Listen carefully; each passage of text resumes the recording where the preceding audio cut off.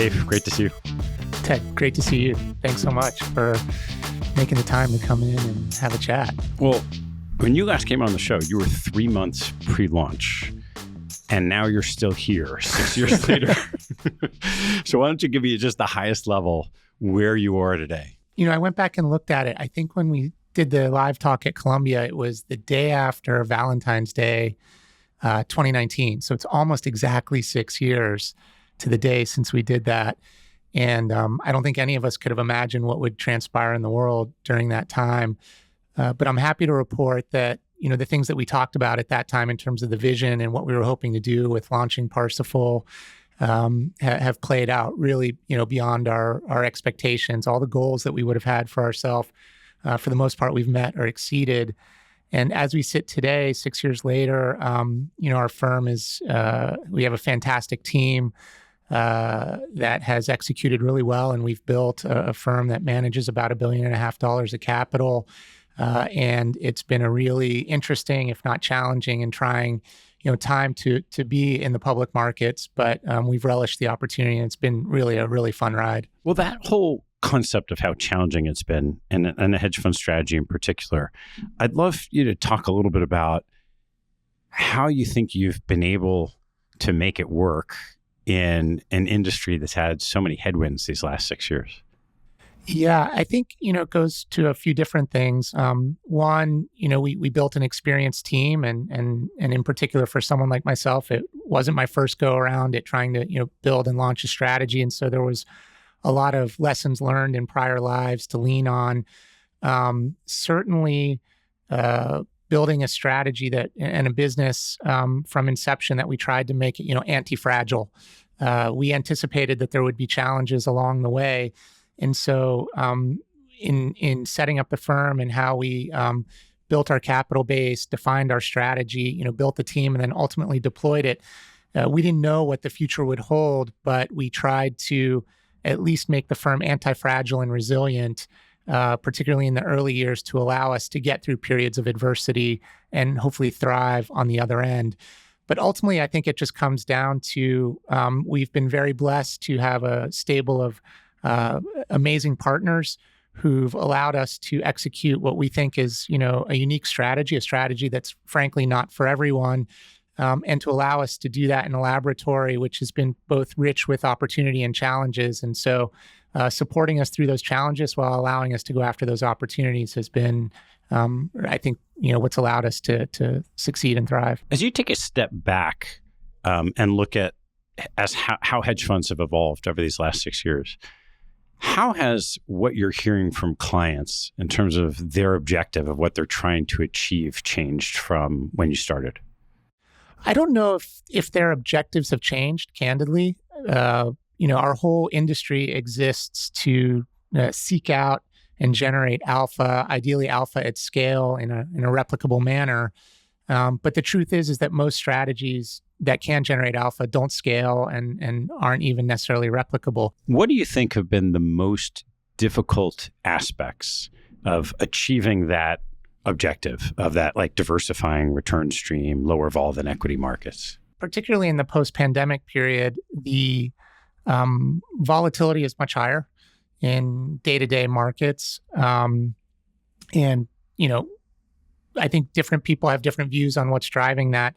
But, from my perspective, when you look back over the last 30 or 40 years, the sort of central reality of investing has been that we've been in a world of structurally declining cost of capital, and a world where for most of that period, the volatility of macro indicators, particularly inflation, has been quite low.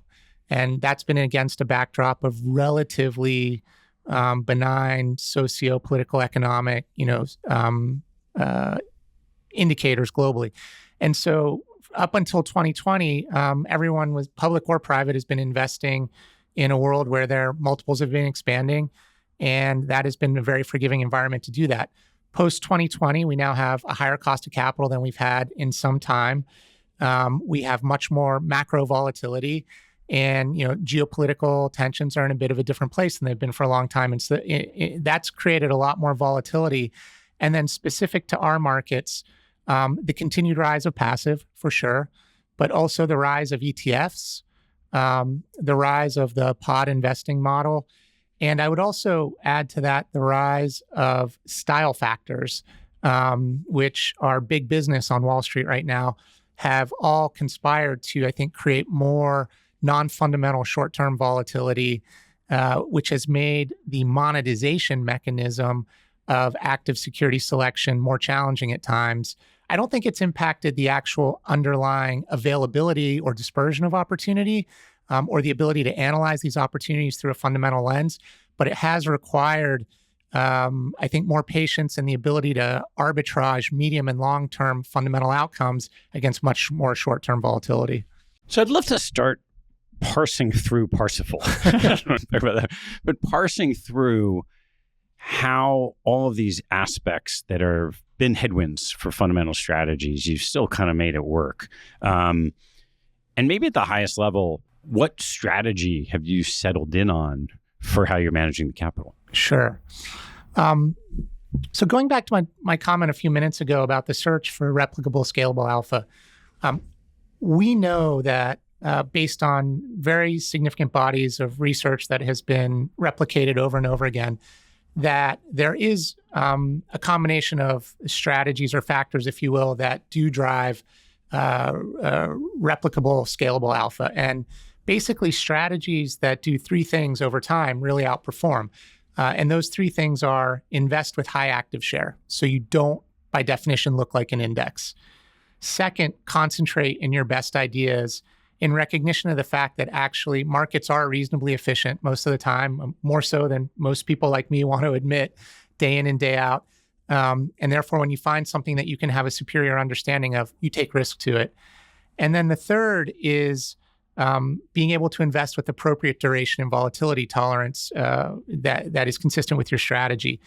And the reason that the excess returns exist in that model is because it's very hard to create those three factors. It's basically business model alpha. As a manager, I can control my active share and my concentration. But if I can't find partners who are willing to align themselves with it through the cycle, good and bad, and stick with it, it's very hard to do. And in competitive capital markets, the most sophisticated and thoughtful allocators have a lot of competition for their capital. And so it's hard to find those partners and build those relationships. And it's particularly true if you're a newer manager starting out, where the adverse selection can be substantial. I've tended to sometimes communicate it through what I call the scent of a woman challenge, which is, if you recall the movie Scent of a Woman, there's the famous scene at the end where Al Pacino's character, he gets, the Oscar for this. He talks about how regularly in his life, he's gotten to the fork in the road. And without question, he's always known the right avenue to take, and he's always taken the wrong one.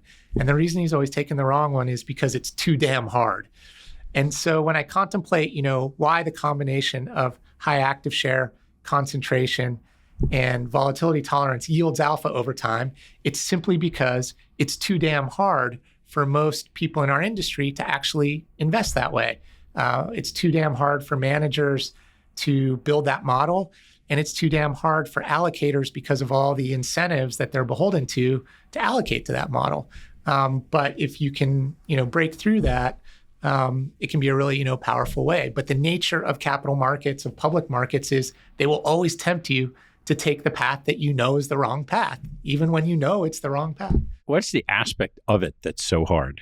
I think it's the aspect of, like anything in life, that the hard path, the righteous path, the high integrity path, or just the incentives don't lead you down that to make that decision. So, putting it in the investment context, it's better to fail conventionally than to win unconventionally. If I have a high active share portfolio, by definition, there are going to be periods when I underperform, maybe even quite severely. But the opportunity that comes with that is the opportunity to really outperform. But both I as a manager or an allocator may prefer to fail conventionally rather than to take the risk that leads to the excess return. It's that simple. And markets reinforce this. If thinking back to the film, the point that Pacino's making in his speech is, hey, you have two young men on the stage. One is trying to do the high integrity thing and the other is not. And you're going to reward the one who is not doing it at the expense of the one who is.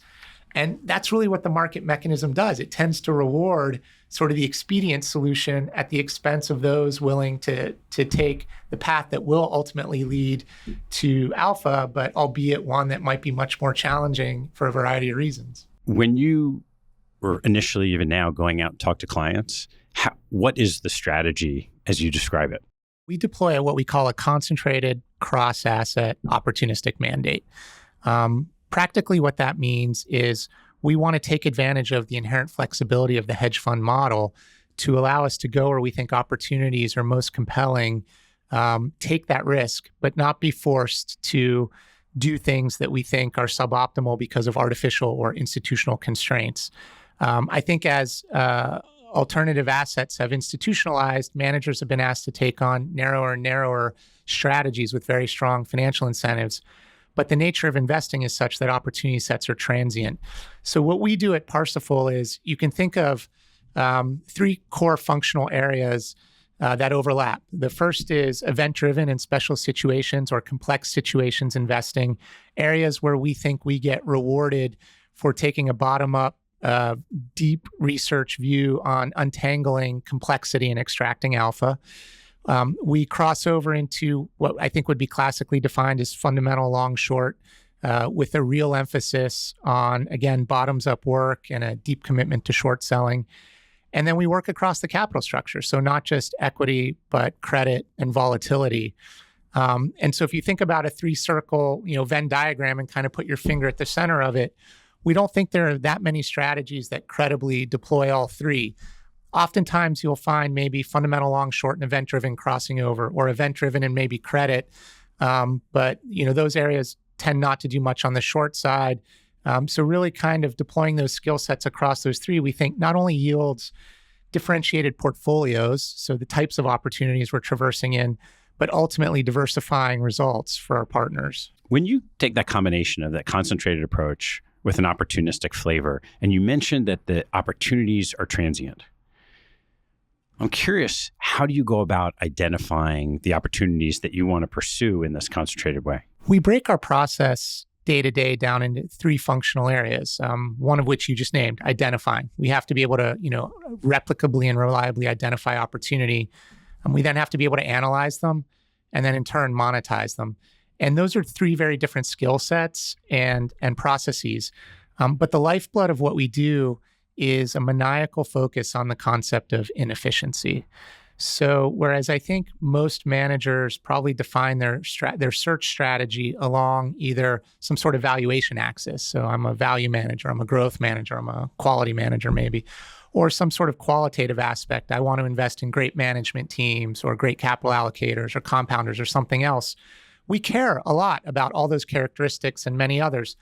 But that's not where we think about identifying new ideas.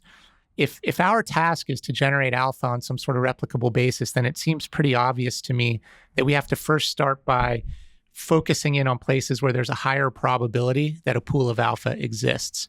And so as a team, we spend our days asking ourselves, why do securities tend to get mispriced by the capital markets?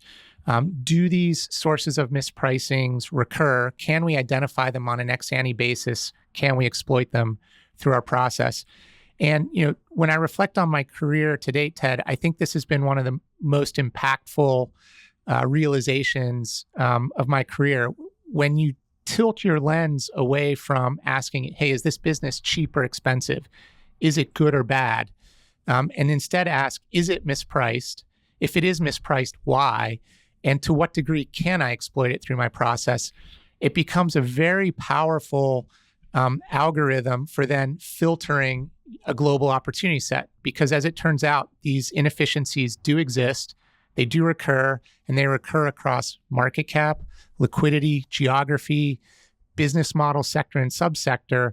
And you can very effectively identify them and begin to then triage them for suitability to your process. What are some of the characteristics of those inefficiencies that you found, say, replicable or repeat over time? So for us, our taxonomy, if you will, it really breaks sources of inefficiency into three principal buckets, what we call structural sources of inefficiency, behavioral, and then informational. And within each of those buckets, there's probably 7 to 10 different fact patterns that we might consider. So for instance, structural sources of inefficiency are going to be quite tangible. Chances are you'll read about them in a research report or hear about them on a conference call or even see them in the newspaper. They're going to be things like corporate actions, spins, divestitures, restructuring, M&A, changes in management, judicial or regulatory decisions. But what they all have in common is that up till a certain point in time, the market was using a fact pattern to discount those securities, and now something has happened. And it's rendered that fact pattern obsolete or inoperable. Maybe it's permanent, maybe it's temporary, but perhaps there's an entry there to create a new fact pattern through the research process.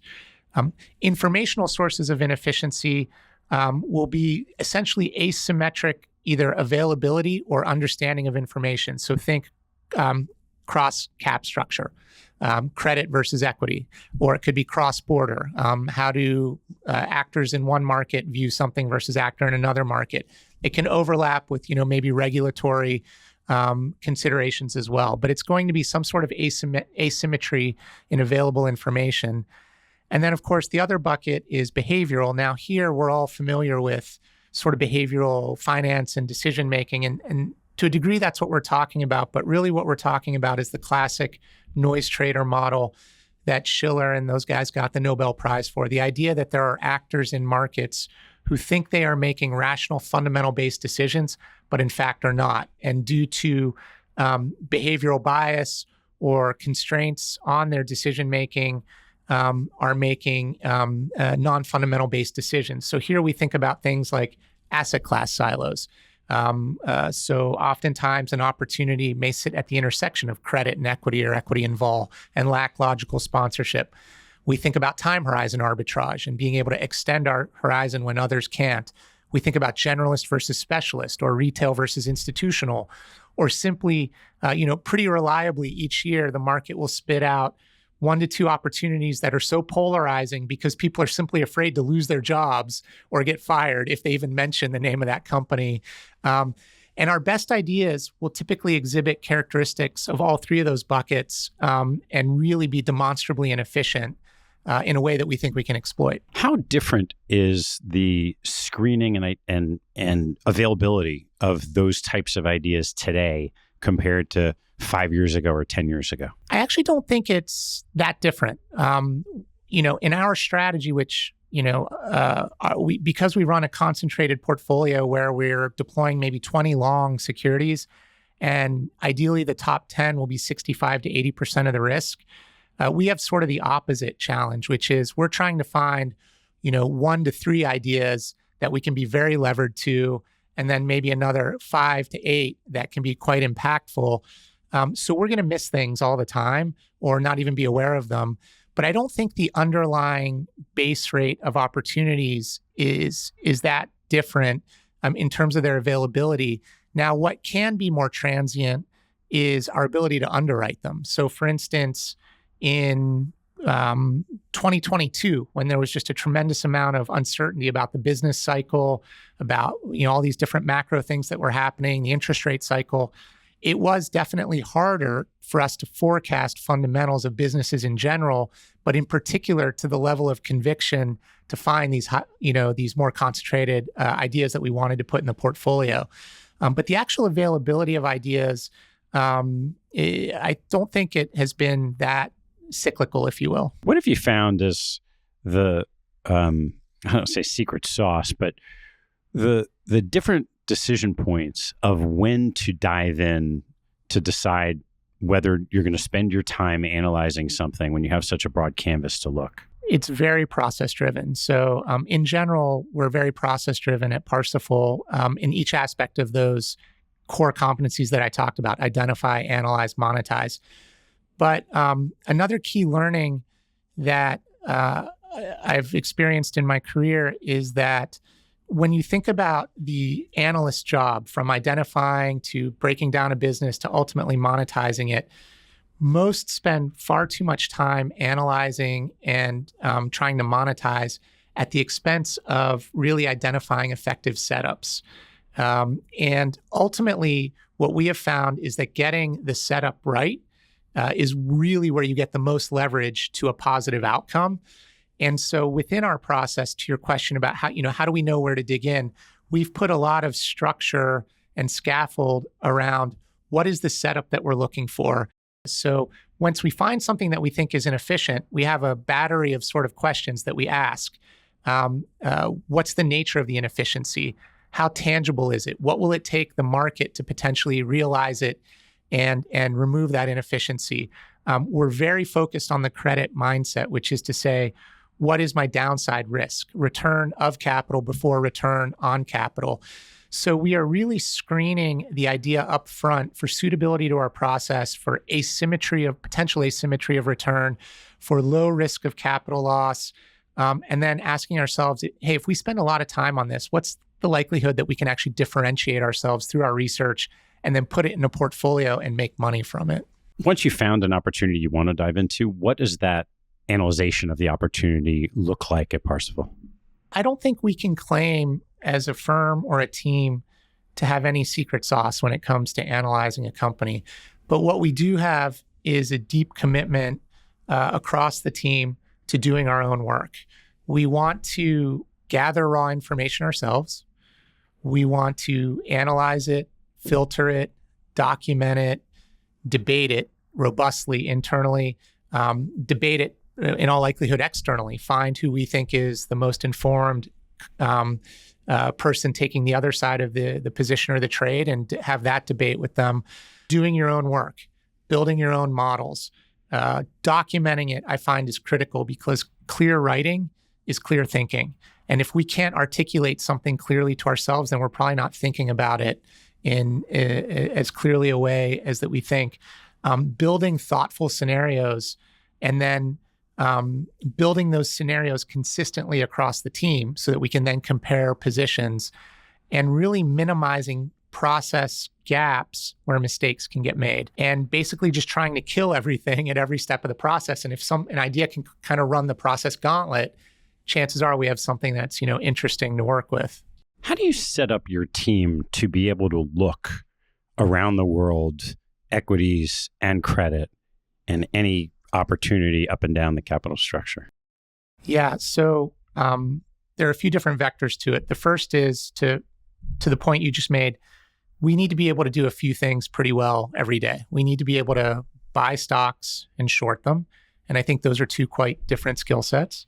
We need to be able to work in complex situations, event-driven situations where there could be legal, regulatory, or other complexities that we need to disentangle. And then we need to be able to work across the cap structure. So not just equity, but credit and volatility. So broadly speaking, when you look across the team, we have those skill sets resident. Maybe not every person on the team has all those skill sets, but as a team, we can tactically deploy those skills in a very collaborative way. And it's not unusual for me to take a member of our team who is working on something from a fundamental perspective, but then pair them with someone who can bring the tactical or the cross-asset perspective as an example. But then separately, we structure the team as a hybrid of a specialist and generalist approach. And of course, the debate between specialization and generalist it's like biblical. It's Old Testament, New Testament type stuff. And there are real merits to both. But in general, our industry has gravitated towards one of specialization. Now, I'm someone who's been a generalist his whole career. And early on, that was a real problem because I didn't know anything about anything. I was neither wide nor deep. But now, almost 30 years into it, that's become a form of specialization in and of itself. There just aren't many types of business models or sectors and geographies, particularly in developed markets, where I haven't had credible experience. So at the team level, we want to bring the mindset of a generalist, but with some specialization around industry. So we organize as traditional definitions, tech, consumer, healthcare, et cetera. But within that, our partner, Matt Piccarello, who focuses on consumer, I don't want Matt defining 50 companies in consumer and knowing everything he can about them, but we want him to take his ability to underwrite retailers and consumer finance and consumer internet and hospitality and gaming and airlines, et cetera, and apply that business model expertise to find just a handful of high conviction ideas. How do you think about the ability to compete as a generalist, where in any one of those sectors you articulated, there's someone who knows the sector deeper, who probably has deeper relationships? It's a very practical reality. And the way I've thought about it and the way we've confronted it is, as a specialist, you're going to be able to react faster. You're going to identify situations, and probably have access to data that maybe we don't even have. As a generalist, you're never going to be at the tip of that spear. But the advantage that you have is you can often see inflection points where those who are maybe deeper in the weeds are going to struggle to do that. You're going to be able to see changes in narrative, changes in stories, perhaps changes in risk, unencumbered by the baggage of having had to follow something very closely for long periods of time. The flip side of, from the specialist perspective is you're under a lot of pressure day in and day out to always like and always hate something. But what if your sector or your subsector is simply out of favor? That can give rise to some perverse incentives that we try to avoid. You mentioned at the onset that just the fundamentals aren't driving securities the way they used to. How do you think about how to monetize the fundamental work that you've done? When we think about monetization, there's the old saying that there's a big difference between finding a security that's mispriced and actually making money from it. And this is an area where I think we and just about everyone have really had to evolve your process over the last several years, because markets have become increasingly efficient in many ways at kind of defining expectations and calling quarters. And again, a lot of that has to do with the rise of the platform model, where these are very smart people with a lot of resources who can calibrate. And so for us, what that's meant is first and foremost, placing an even higher emphasis on the concept of inefficiency. And in particular, doing it in places where we think we have less competition and where it's harder for the market mechanism to be as efficient around what those expectations are. So typically what that means is situations where there aren't expectations to begin with that are well-defined, where we're not playing head-to-head against the platform or other participants. But it also has meant being able to tolerate more volatility, candidly, and knowing that our fundamental underwriting, our ability to define distributions of outcomes, good and bad, more accurately, and then sizing to those outcomes in an effective manner has become really important. So ultimately in our process, concentration is our lifeblood. We have our highest hit rates and our highest slugging ratios in our highest conviction ideas. And it, I think, ultimately just comes down to the fact that great ideas are rare. Markets are generally more efficient than people like me want to acknowledge. And when you find something that you can have a superior understanding of, you want to take a lot of risk to it. But it's also a reflection of the fact that mediocre ideas tend to cancel each other out in the end, and they consume a lot of time and bandwidth. And so core to our process is, I tell the team, don't spend any time on something that we don't think has the characteristics of becoming a large idea. Now, it may end up not being that as we move through the research process, but just by making that one simple mental adjustment of, hey, if I don't envision this having the characteristics of something that could be 5 to 7% or more of the book, I'm not going to spend time on it. That behaviorally weeds out a lot of unsuitable ideas. So what are the types of things that have those characteristics? It's the inefficiency. So maybe I can give you an example that will crystallize this. When you transition from analyst to portfolio manager, it's a big and often difficult transition. But one of the most important things that you learn is, as an analyst, your job is to know everything there is about an idea. And when the market, when your idea is not playing out the way you want, the temptation is to say, I'm right and the market is wrong. What you learn as a portfolio manager is actually, no, the market is usually right and that you've got a problem and you need to go back and test. And how do you balance those two? So something isn't going well. What do you do with that position? First, you lean on the value of the process. So the value of our process in documenting every step of it, what we thought we were signing up to, what we thought we were underwriting, the key assumptions, that now gives you a reference point to go back and say, hey, is what we thought would happen playing out, or is something different playing out? If what we thought was playing out is playing out and we're still not getting rewarded in the way we thought, then we need to ask, well, does the market actually care about something else or not? Separately, if what we thought should be playing out is not playing out, then we need to go back and actually, re-examine the root cause. But time and time again, I've seen in my career, when you think that you're right and the market is wrong, the market is almost always right in the end, and you need to go back and fundamentally revisit your entire thesis and the premise for what you were doing, and not ignore that signal.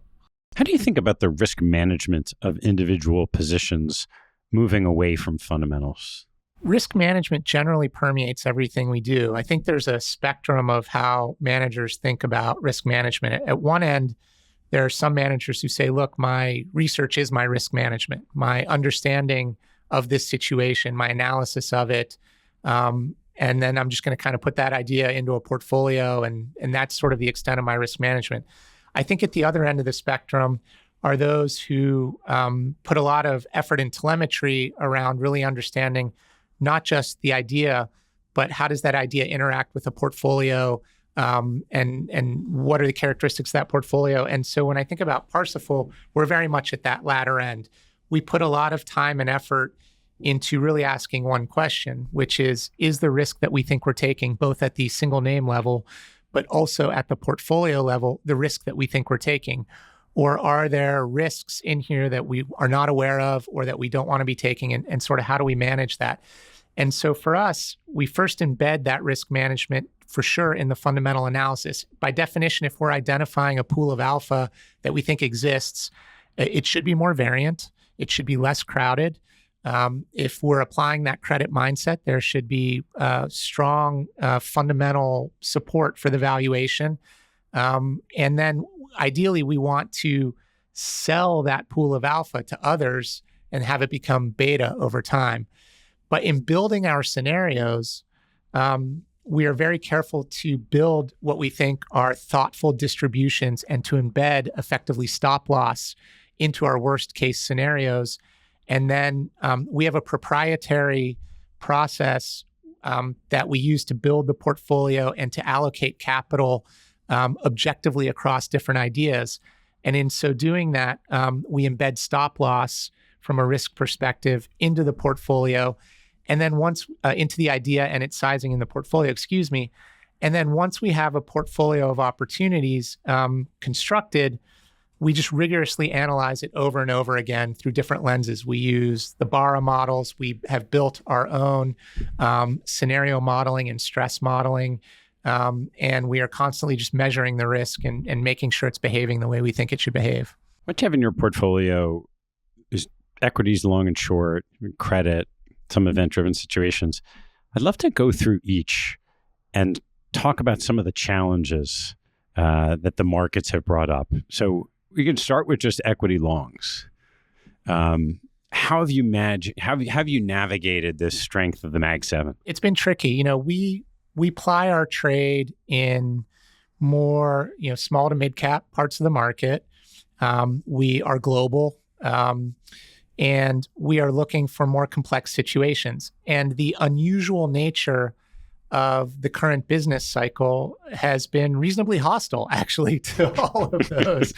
A new business cycle started in the spring of 2020 after the initial pandemic shock. And so we're now about 5 years into this cycle, and the way it has played out with a major inflation shock over the last few years, a major interest rate cycle, probably, 9.9 times out of 10, we would have had a recession by now. But that not only has that not happened, but markets have thrived. And so it's our job, it's the job of any manager to adapt to that. But the kinds of things that we like to do have been more out of favor. And, what we've seen is that the rise and dominance of Mag 7 has led to a real bifurcation of markets and opportunity sets. And I don't think it's even controversial at this point to suggest that, we've had actually did have a recession in many parts of the economy, and those particularly in which small and medium-sized securities inhabit, but we didn't have it in the parts of the economy where the Mag 7. And so the rise of Mag 7 has really distorted bottoms-up investment outcomes and decision-making. It's distorted, I think, allocator and behaviors.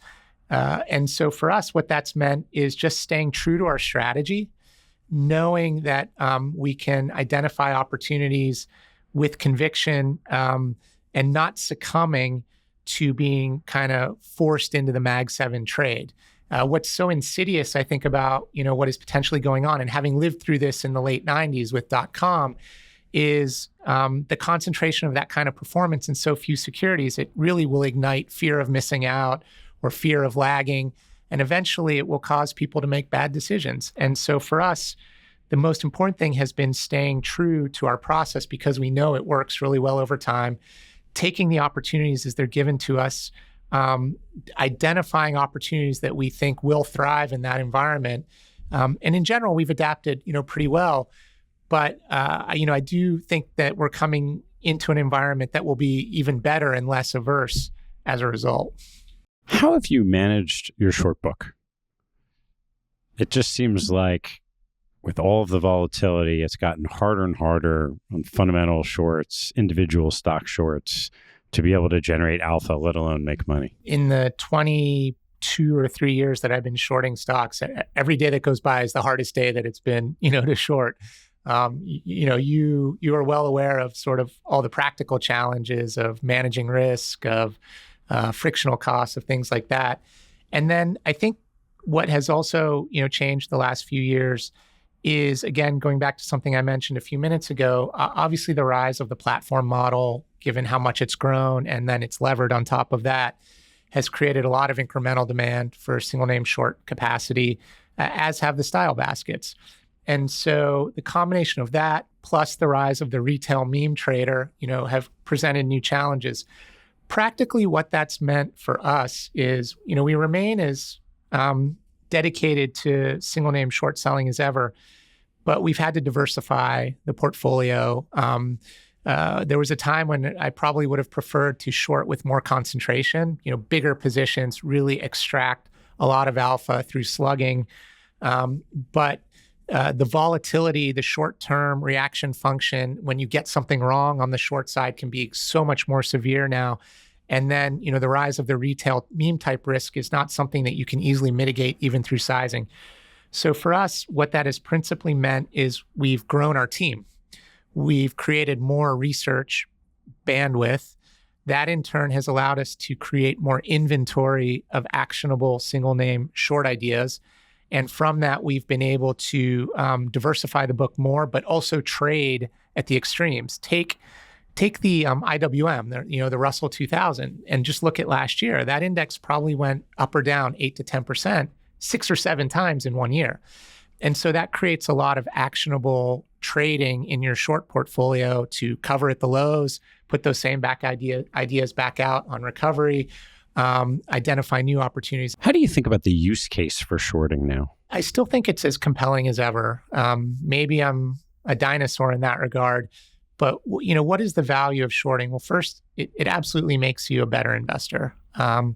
It forces you to be open-minded, and it forces you to be skeptical, not cynical. There's an important difference. It forces you to really question, market narratives, thematic narratives.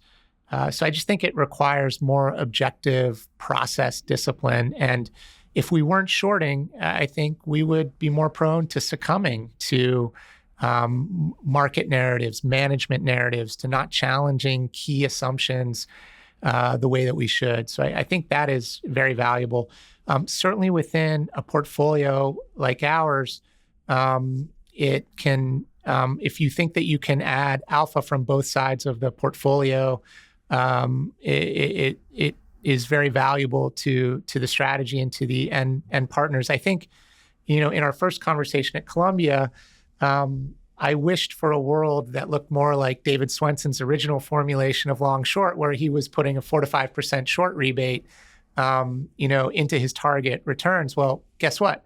At least for right now, we're getting a 4 to 5% short rebate. And so if we can then create alpha on top of that, that's quite powerful. And then of course, the ability to just help protect capital and fund our long book, particularly our concentrated long book, in our model is very critical. And to be more explicit about that, we have our highest hit rates and our highest slugging ratios in our ideas that have been 7% or more of capital at risk. And I have a cohort of roughly 38 of those ideas inception to date. And our outcomes in those are really good. And our ability to put those into a portfolio and manage them versus some short risk, I think helps us to get to even better outcomes specifically within that pool of long risk where we tend to be particularly effective. Why do you think that slugging percentage or the hit rate of the slugging percentage has been that high? It goes back to really what we discussed earlier, which is we have a very specific rubric that we're looking to populate. So inefficient idea, inefficiency that we can exploit, very asymmetric, low risk of permanent capital loss, high degree of researchability that we can build conviction, and then specific catalysts. And when all that fact pattern comes together, our underlying portfolio construction algorithm says, be big in this now. And so when all that comes together in the process and we take that risk, good things have happened. So it's really just about being patient and waiting effectively for a fat pitch that we can elucidate very clearly, check all the boxes. And so it's usually not the case, maybe another way of saying it, it's usually not the case that something comes into the book in like that smaller part of the sizing and then scales up over time. It happens. It's usually where we come across a fact pattern that is so compelling that we want to be big from the get-go. So Dave, what's an example of an idea that crosses these different areas of inefficiency, structural behavior, informational inefficiency? I think a very prototypical bread and butter kind of Parsifal opportunity is the investment that we've made starting about 18 months ago in a company called Shark Ninja. You may be familiar with Shark. They're a designer and manufacturer of household appliances, vacuums, hair dryers, toaster ovens, et cetera. This company, which is an American company, it's based in Boston, but for most of the last decade has been owned by a Chinese corporate parent. And at the end of July 2023, that corporate parent just listed Shark Ninja in the US market with no fanfare. No, it was a spin out to existing shareholders. There was no IPO process, no existing research, institutional research. There was just no institutional knowledge of this company. And so when you think about those structural, behavioral, and informational sources of inefficiency, it literally exhibited characteristics of all three. Structurally, you had a spinoff. So it was a change of corporate structure. There were classic spinoff dynamics as existing shareholders got the shares and sold them and created a lot of technical selling pressure. Informationally, there was no market narrative whatsoever. There was no Wall Street coverage. There were no public filings. As a foreign-controlled issuer, they didn't have to make regular 10K, 10Q filings. There was just very limited disclosure of the business. On top of that, you had a Chinese foreign-controlled entity.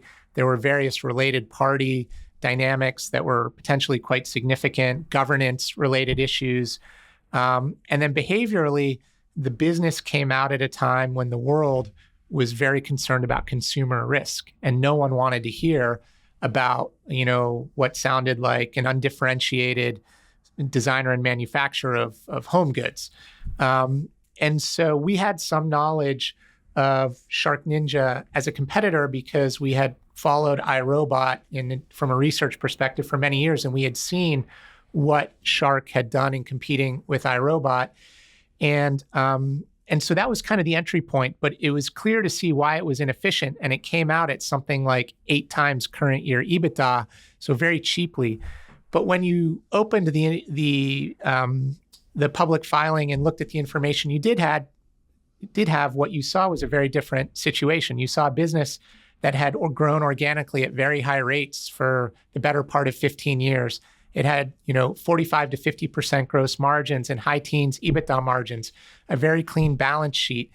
And when we purchased data from NPD that showed point of sale for all the different categories they were in, you saw a business that when it enters a new category very regularly gets to 30 to 40% market share. So this was, at the time, a $4 billion business growing very fast, and had shown a proven ability to grow organically, to innovate, and to disrupt. And so that was the beginning of the conversation. We then had to do a lot of work to understand, what is the source of the innovation? How sustainable is it? How much could they grow? What was the risk reward? And when we put that through our process, we came up with something that we thought was very radically mispriced and extraordinarily asymmetric. And the shares have been, almost a triple from those levels as a result. So I think that's, an example, again, where we and others are creating the market narrative where it didn't exist, and that there were very specific, explicit, and concrete inefficiencies that one could exploit if you were just willing to apply the proper process. I'd love to take a step back and talk a little more about your journey over the last 6 years. There's a big difference from launching and then attracting capital to be where you are today. What were some of the success factors for you in being able to raise capital for the strategy? Much like every day that goes by is the hardest day to short that's ever been, I think probably every day that goes by is also probably the hardest day that it's ever been to raise $1 of institutional capital. It is incredibly competitive to do so. And so, our mindset really from the beginning has not been one of raising capital. What the mindset has been one, first and foremost, of defining what we want to do that we think we can be good at. And maybe that's a subtle distinction, but when I sit down to meet with a potential partner, our first meeting is basically an hour of me telling them probably why we're not a good fit for each other. We invest in a very specific way. We take a lot of single name concentration risk. We invest globally across different asset classes. Our strategy will be volatile. We like to go into more complex situations or parts of the market. They may be hard for you to understand or articulate to your constituencies. And the nature of our strategy is that we know over time it will generate alpha if we execute it faithfully, but there can be some real ups and downs along the way. So really, it's a process of trying to, more so than attract capital, find folks for whom it's a good match and let them opt into that conversation, and then just build a relationship over time. So our approach has really been one of saying, look, this is who we are. If it's interesting to you, please, let's talk about it. But let's build a relationship along the way. Let's stay in touch. Let's give you complete transparency into what we do, and then just kind of see what happens. And just putting a lot of persistence around building that relationship. So those relationships often take time to build. When you're starting, you actually need capital to manage, to be around for when those relationships may turn your way. How did that play out in the early years? Well, we anchored our partnership. It's public information. Blackstone, anchored our partnership from day one, and they've been fantastic partners. And I think that played a critical role in allowing us to put that stake in the ground and say, this is who we're going to be from day one, and not succumbing to sort of what I think a lot of managers are forced to adapt or modify their strategy to do things they don't want to do early in their life in order to raise capital. So we didn't have to do any of that because we had a very strong anchor. And then we were fortunate to be able to partner with some other very thoughtful, stable sources of capital who will partner early in the lifespan of a manager, and who are able to allow us to do what we do. And then, there's serendipity involved. There's a lot of luck that's involved, but you have to perform. And so we were fortunate enough not just to be able to perform, but to perform in a laboratory that was pretty rich for how we want to invest. The onset of the pandemic and its immediate aftermath, while challenging to navigate, I think, for everyone in those first few months, gave us a pretty rich laboratory to show that we could apply an opportunistic mandate, traverse across traditional long-short, event-driven opportunities, credit, vol, while also showing that we could protect capital and construct a portfolio through all those turbulent times. And I think that gave us a lot of proof of concept to folks who we were building relationships with to then allow us to continue to scale, in the ensuing years. What have been some of the biggest challenges along the way? Where to begin? Building a team and a culture through a pandemic, not easy. There was a period of time where we weren't in the same room together or the same office, and you're trying to forge your identity. And I give just tremendous credit to the professionalism of the team. I think it would have been easy for a lot of newer firms to splinter, and instead, we came together and built our identity and our culture. And in many respects, we're still doing that. As we've continued to expand the team, we're still optimizing that flywheel. And I think only now are we kind of really operating at the full efficiency that I think we're capable of culturally and process-wise. But that certainly was a challenge early on. I think continuing to build those partner relationships and giving transparency into our process through the ups and downs, because it hasn't been all up and to the right. We went through a period of underperformance in mid-22 where we had a drawdown, and just managing through that. That's for sure been the most challenging aspect of managing through this period.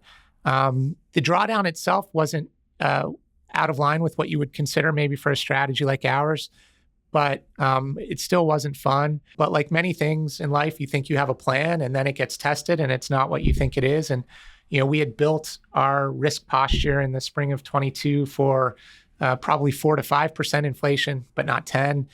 And to my point about concentration earlier, again, our biggest idea is we've had very, very high hit rates and slugging, but that was the one time when it worked against us.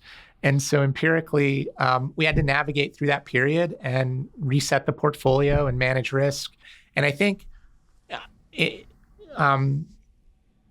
one of the things that came out of that in a very positive way is some of our best LP relationships today were born of that moment. They were folks with whom we had been building that relationship and that dialogue from inception.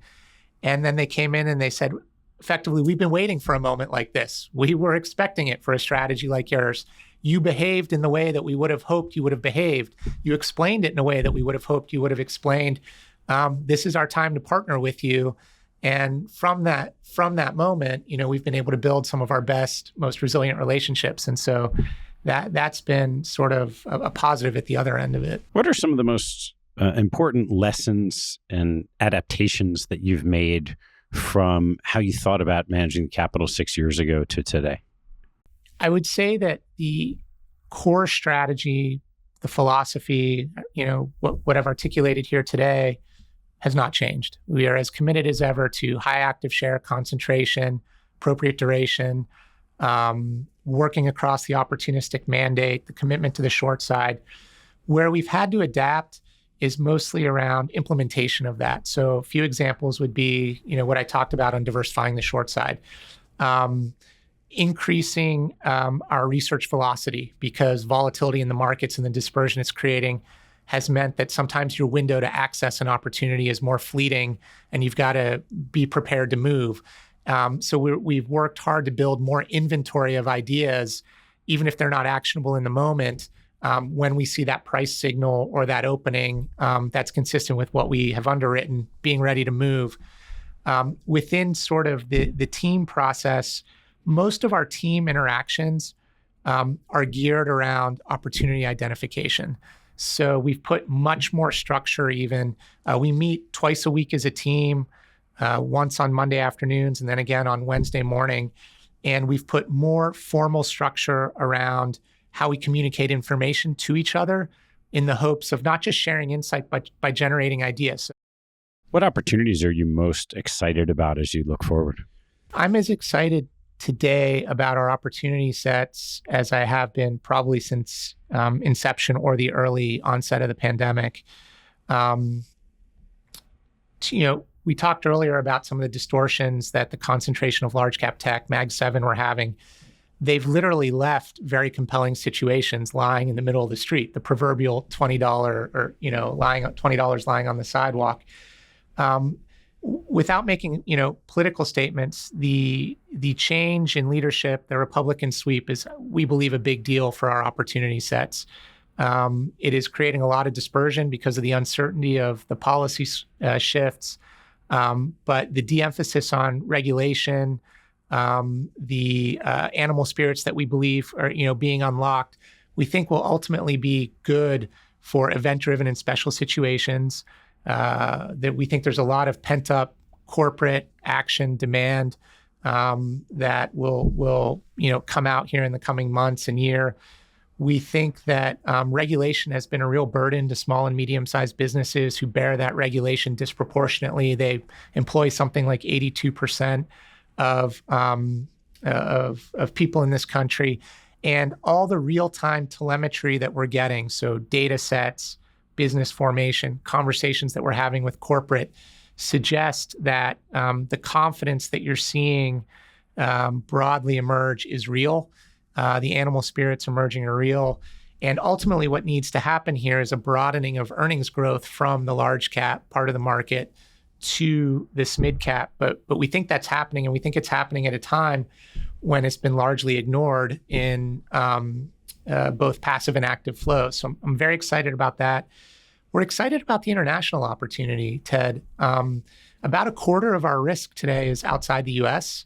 And I think 3 of the last 4 long ideas that we put into this concentrated portfolio are international opportunities. So we're seeing it broadly. And that's because the large cap AI trade, it's not just sucked capital out of mid cap, it's sucked it out of pretty much every asset class and country globally. And so, we're pretty excited about the dispersion that we're seeing ex-US, and then just long short, we're seeing real dispersion, which was not the case really from 2005, 2006 till maybe a few years ago. There was much less, long short dispersion.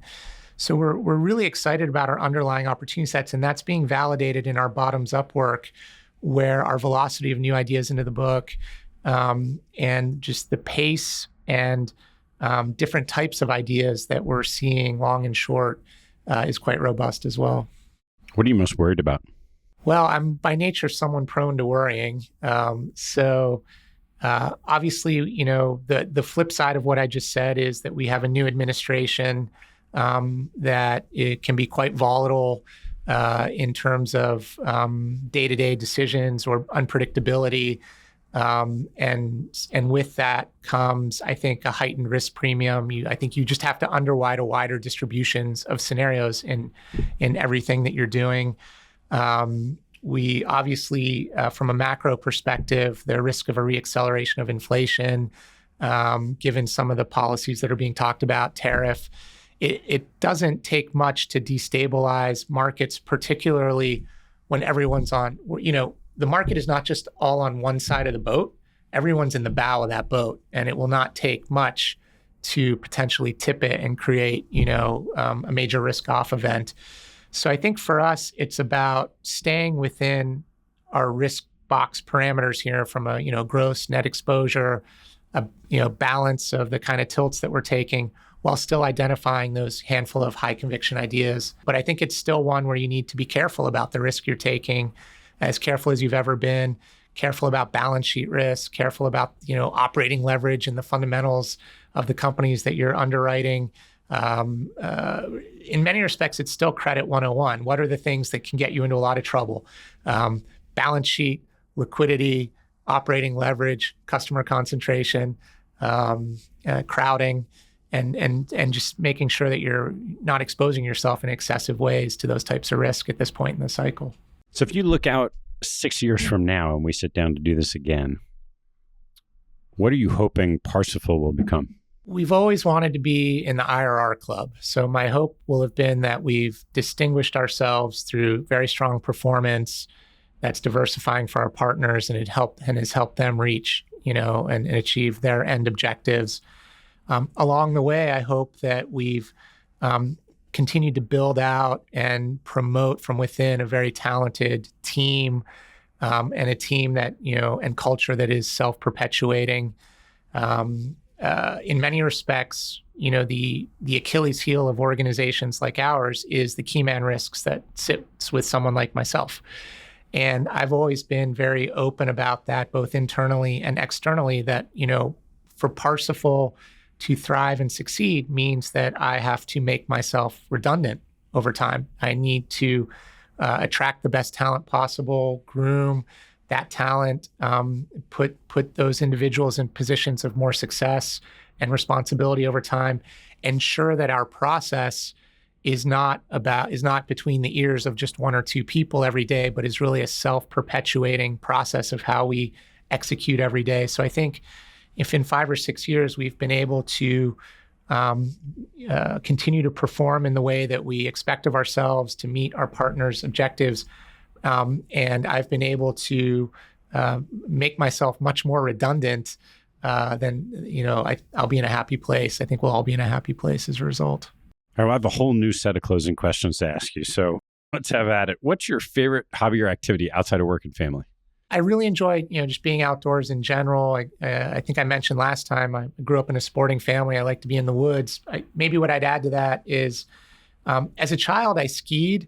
And then for a long time, I didn't ski for various reasons. And then as my children discovered it, I rediscovered as an adult the joy of skiing. And that is truly something that I really look forward to once or twice a year. What was your first paid job? So I spent a lot of my life growing up in Italy. And my mother is from the north of Italy, and our family has a family apparel business there. And so in sort of the middle school and early high school years, my uncle put me to work as a translator. And even though he speaks pretty good English, we'd spend our summers there, and he'd have me translating copy or things that came over a facsimile, which in those days was, cutting edge technology, or sometimes just getting on the phone with him and helping him, translate when he was dealing with wholesale customers or things like that. So that's probably my earliest memory of, and I got paid in clothes, by the way, not any sort of monetary. How's your life turned out differently from how you expected it to? I don't know that I ever had an expectation of how my life would turn out. I've been very fortunate to kind of have won the life lottery in the sense that, very loving family, loving parents. As you know, I won the wife lottery. My wife, Katie, is amazing. We're blessed with 4 children. I get along great with my in-laws, and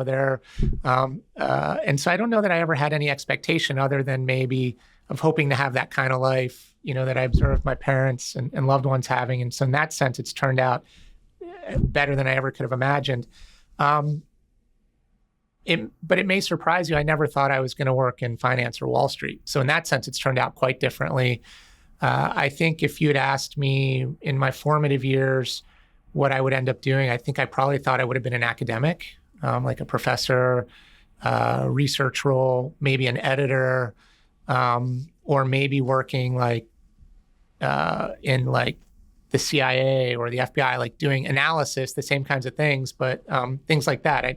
I genuinely didn't think I would end up on Wall Street. What's a mystery that you wonder about? So my youngest child is 11, is obsessed with the planets, probably like many children her age, astronomy, looking through a telescope at night. And so together we've been on this journey of, what is the universe? What are planets? Where do we come from? Are there other forms of intelligent life? And it really has caused me to kind of go down this rabbit hole and kind of contemplate the mystery of the universe, I guess. And when you go down that rabbit hole, it's extraordinarily humbling and provocative when you really get into what are the mysteries of our universe and questions of other forms of life or higher forms of life. And so we've enjoyed that together. And trying to communicate with an 11-year-old about these things is quite challenging and has been quite humbling in its own regard. All right, Dave, last one. If the next 5 years are a chapter in your life, what's that chapter about? I hope for me, it's really just about service.